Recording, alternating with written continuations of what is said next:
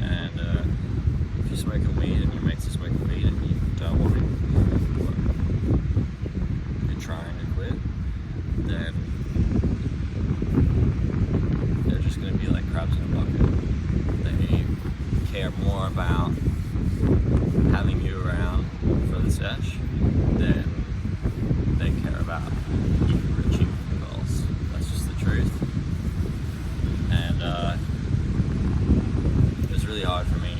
There were a bunch of people that I didn't give a fuck about, and I didn't, like, for good reasons, and I didn't mind letting go of them when I stopped smoking weed, because the only reason I was around them, and I knew this when I was around them, was because there was someone to have a session with.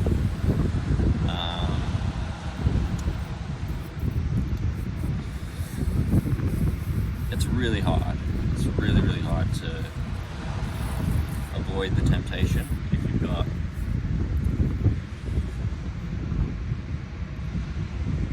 people asking you to come out and smoke, even if they're just people that you know are around, that you're in contact with, that can smoke. You'll just go and reach out to them and be like, pretend to be friends with them or something so you can smoke, or just ask them for a bud and stuff. Like, literally right now, I'm at the beach, it's cold as fuck, so I'm sort of huddled in this sort of rock cave thing, and there's a couple people out on the rocks smoking a joint. And keep in mind, this is my third day clean, so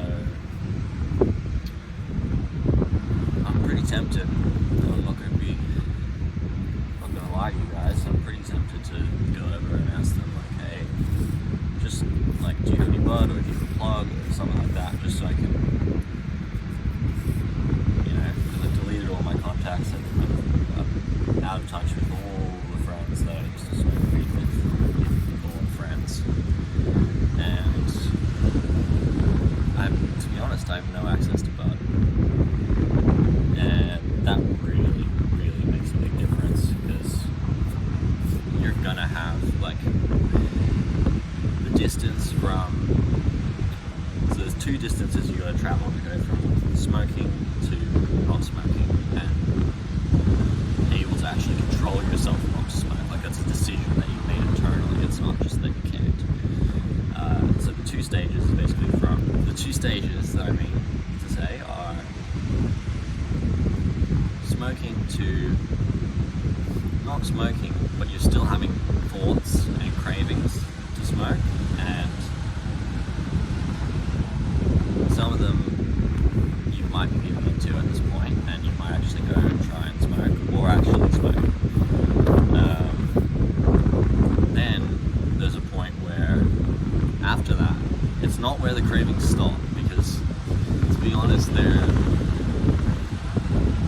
I'm sorry to tell you, but they might never stop.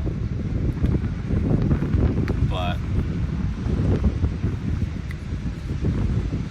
it's where they stop, where they're infrequent enough so that the times that you do have access to weed are not aligned with the times that you have a craving that you'd actually give into. So maybe you have a craving for a short period where you have access, because out in the world you're going to come across it. How the fuck did you get here in the first place, right?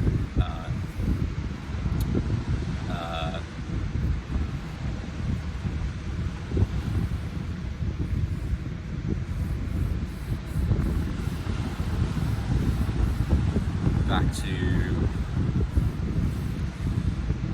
I lost my train of thought. This is going to be not the best video, but the point is, your cravings aren't going to go away, and your access to weed isn't going to go away.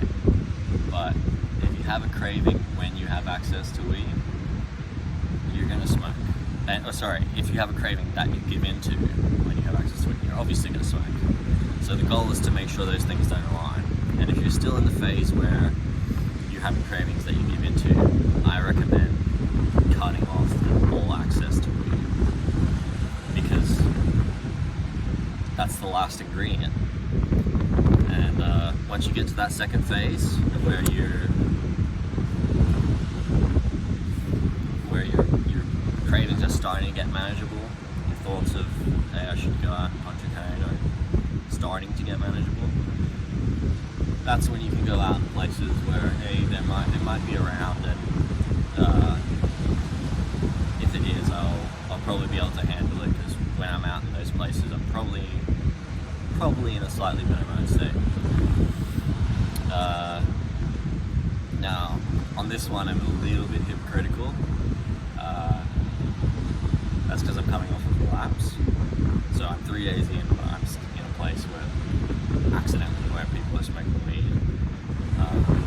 It's mostly just because I'm coming off of a lapse, and I've had some clean time before that, so it's not too bad.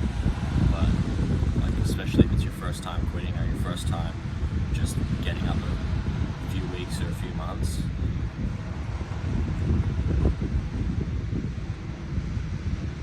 you've got to have that period. I'm not saying you can't ever talk to those people that smoke weed, but it's got to happen. And otherwise, you're gonna be that crab that never got out of the bucket.